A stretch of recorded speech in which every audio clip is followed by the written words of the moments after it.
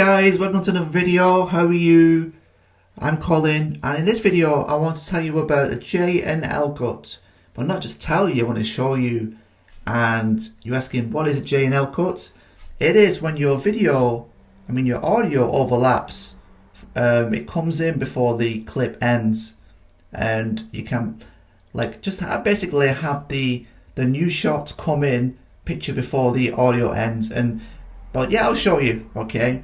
So you need to remember this shortcut. It's really simple, and that is Control S, and that separates the audio to the video. And I just want to show you, I'll go back there, press Control S again. Just say you want to overlap and separate this audio. It extends everything, so you have to detach the video from the audio. So Control S, and that does the trick. It totally detaches the video and the audio. So what you can do now, just say you want this clip to come in and keep this audio going. You know, it's just a nice creative way of what you see a lot in TV shows, but you know what I mean. But you just drag this, right? So now that doesn't change your audio, and your audio stays running while this new clip comes in, and you've got the audio. So you've got two lots of audio that will come in. You really have to listen to it with your headphones to really see if it's going to fit and work well with your piece of work.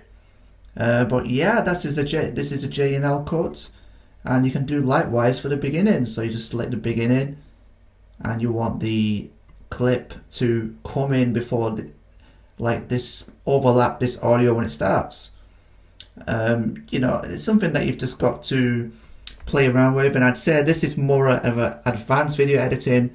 I don't incorporate this in my work too much. I've not really explored it in depth yet, but I'm definitely looking to get more creative in the future and keeping this method in mind.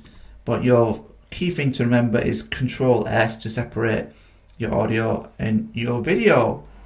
So to put it back to a joint clip, it's a Control S. All right. But you can just drag the audio if you want to. If you've got enough audio at the beginning of your clip, you can just drag that and keep the video in place as you like. So you can be as creative as you want to be, But this is something that I've written down, but I always kind of forget the shortcut, and thus I don't end up using it too much or experimenting too much.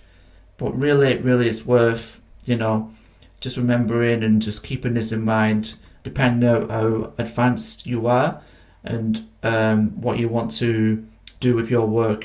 So I'll put that back now. Thanks for listening, guys, and I hope you had a great weekend, and I'll see you for some more videos next week. Peace.